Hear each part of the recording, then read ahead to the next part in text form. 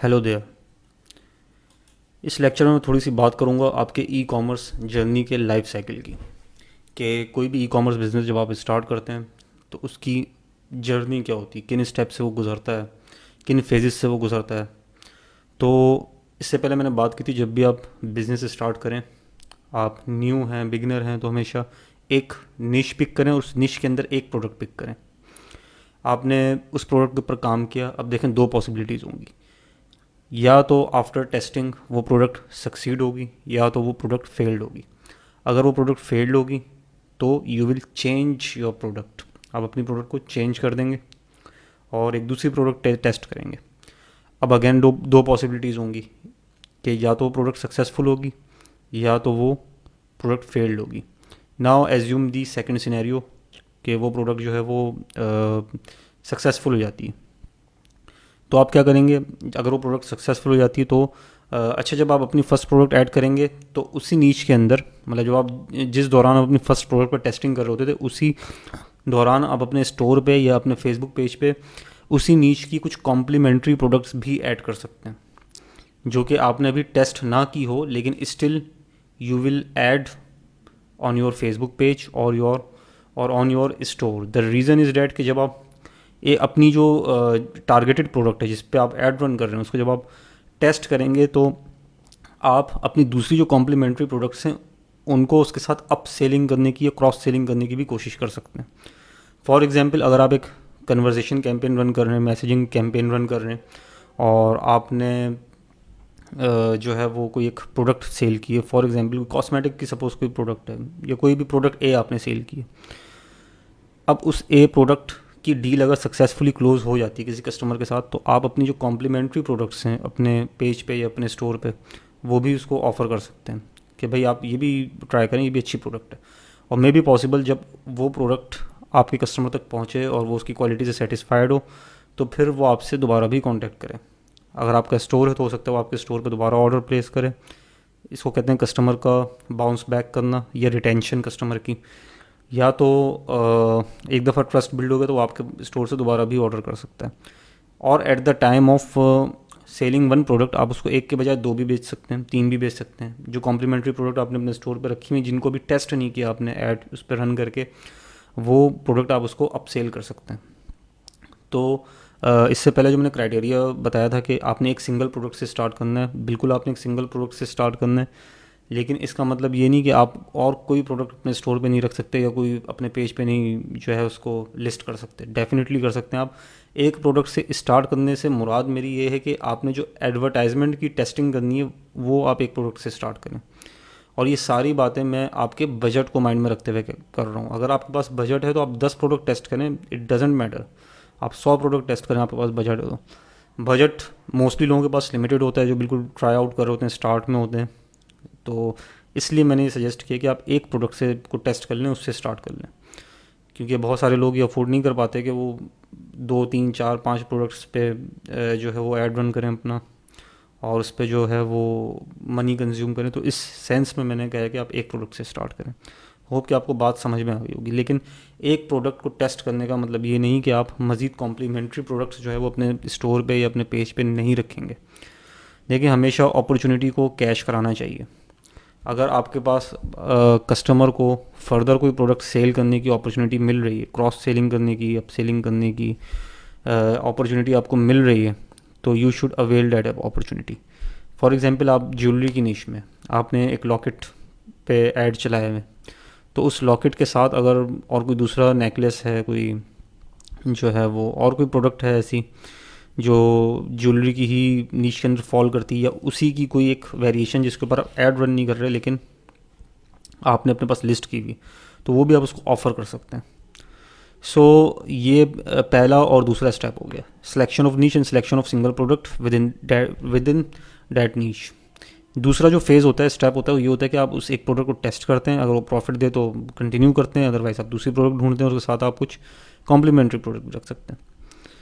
ठीक है, if that product gives consistent profit then start scaling. अच्छा, आपने जब एक प्रोडक्ट अपनी विनिंग फाइंड कर ली उस नीच के अंदर जो आपको प्रॉफिट दे रही है, अब आप उसको स्केल करेंगे, बढ़ाएंगे। स्केलिंग करने से मुराद ये होती है कि अब ऐड में आप जहाँ 1,000 रुपये पर डे लगा रहे थे या 2,000 रुपये पर डे लगा रहे थे, अब उसको आप स्लोली बढ़ाएंगे। कितना बढ़ाएंगे? 10%, 15% जो है वो पर डे के हिसाब से। ऐसा नहीं कि आपने 2,000 रुपये बजट लगाया तो एकदम उसको 10,000 रुपये कर दिया। इससे जो रिजल्ट्स होते हैं वो एज़ पर माई एक्सपीरियंस ख़राब हो जाते हैं। So keep this on your mind कि आपने जो स्केलिंग करनी है वो स्लोली करनी है, एकदम सडन स्केलिंग नहीं करनी। वो जब हम आगे एडवांस फेसबुक लेवल का पढ़ रहे होंगे, जब कन्वर्जन कैंपेन हम चलाएंगे, तो उसमें भी मैं थोड़ा ये चीज़ें डिटेल में बताऊंगा कि हमने स्केलिंग किस तरह करनी होती है। अच्छा, इसके बाद है now start to test multiple products with different creatives. अब अगर आपको एक प्रोडक्ट प्रॉफिट देने लग गई उसमें से, राइट, एक प्रोडक्ट आपको प्रॉफिट देने लग गई उसमें से, now your job is to test more products within that niche and qualify more winning products out of them। तो इस तरह आप मल्टीपल प्रोडक्ट्स के जो है वो ऐड रन कर सकते हैं। क्रिएटिव्स आपके मुख्तलिफ़ किस्म के हो सकते हैं। आप जो है वो UGC कंटेंट यूज़ कर सकते हैं, यूज़र जनरेटेड कंटेंट जो होता है, जो कि बेसिकली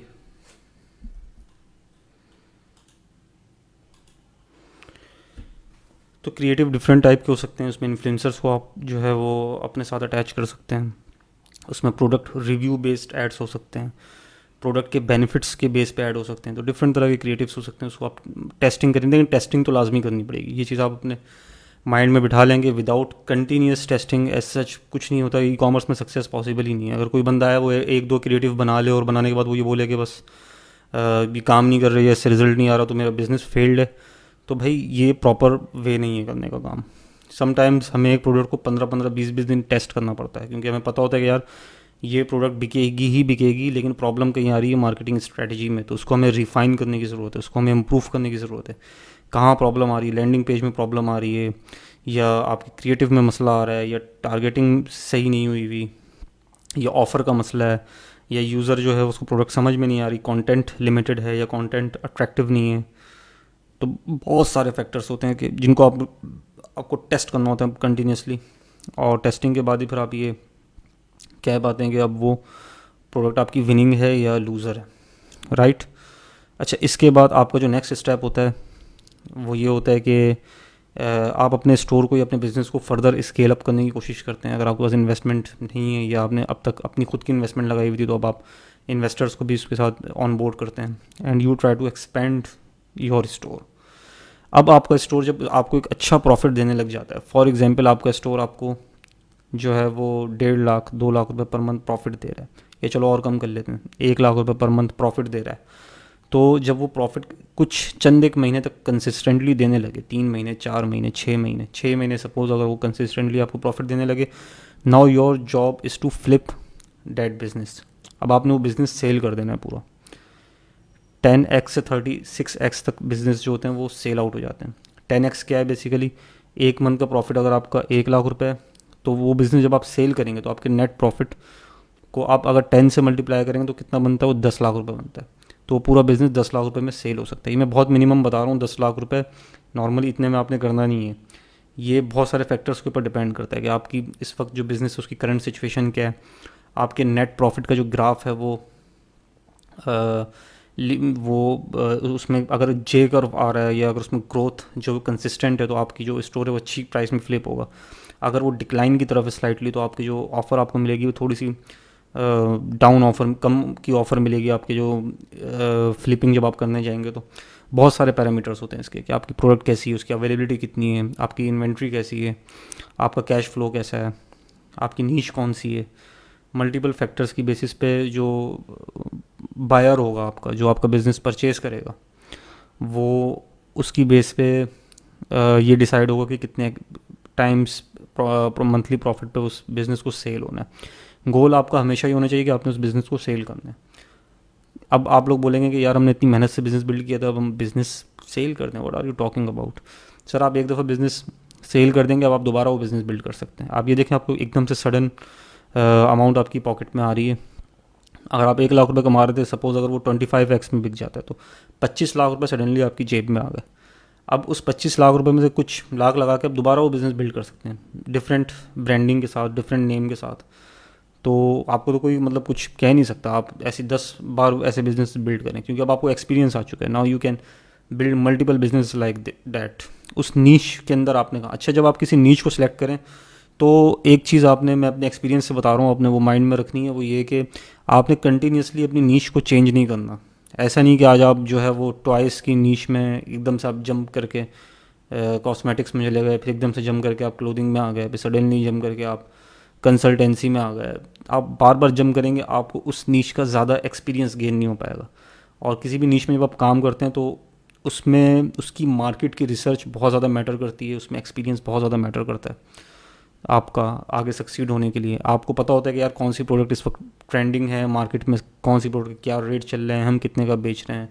मज़ीद हमारे जो ये कस्टमर्स जो हमारे बंदे में हमसे आके ख़रीदते हैं, एक बेस बनी हुई कस्टमर की, उनकी रिटेंशन भी अच्छी है, तो उस नीच के अंदर आप बहुत अच्छे हो जाते हैं। अब मिसाल के तौर पर एक ये, अगर आप फिज़िकल बिजनेस से भी इसकी एग्जांपल लें, एक सपोज़ दूध वाले की दुकान है, मिल्क डेयरी मिल्क शॉप है, तो उसमें भी अगर वो सालों से काम कर रहा है तो उसको सारे प्रोस एंड कॉन्स पता होंगे अपनी नीश के। अब वो अगर कहीं दूसरी जगह जाके दूध की दुकान खोलेगा तो there is a very big chance कि वो वहाँ पे भी सक्सीड हो, क्योंकि उसको अपनी नीश में बहुत अच्छा एक्सपीरियंस हो चुका है। अब अगर वो आज जो है वो मिल्क शॉप खोल के बैठा हुआ है, अगले दिन वो फास्ट फूड का रेस्टोरेंट खोल ले, उससे अगले दिन वो जो है वो कोई और बिज़नेस स्टार्ट कर दे, टॉयज़ बेचना शुरू कर दे, उससे अगले दिन भाई वो जो है वो एक म्यूज़िकल बैंड बना ले, चांसेस ऑफ सक्सेस जो होंगे वो स्लिम हो जाएंगे, क्योंकि अब उनको वो आउट ऑफ एक्सपीरियंस जा रहा है अपने। तो ये कुछ विजडम वाली बातें हैं जो काफ़ी एक्सपीरियंस के बाद समझ में आई। ये चीज़ आपने अपने माइंड में रखनी कि आपने बार बार अपनी नीश चेंज नहीं करनी, एक नीश को आप पिक करें। अब मैं आगे आपको ये भी बताऊंगा कि कौन कौन सी, मैं आइडियाज़ भी आपको दूंगा कि किन नीशेस पर आपको काम करना चाहिए। और मैं ये भी बताऊंगा भी आपको कि आपको प्रोडक्ट कौन सी जगह से मिलेगी। क्राइटेरिया मैंने अभी तक आपको बताया, मैंने ये नहीं बताया कि सोर्सिंग मतलब प्रोडक्ट आप के आइडियाज़ आप कहाँ से लेंगे, तो हम उसके ऊपर भी आएंगे, उसके ऊपर भी लेक्चर्स पे हम आएंगे। तो नेक्स्ट लेक्चर में बात करते हैं ज़रा इस पर डिटेल में।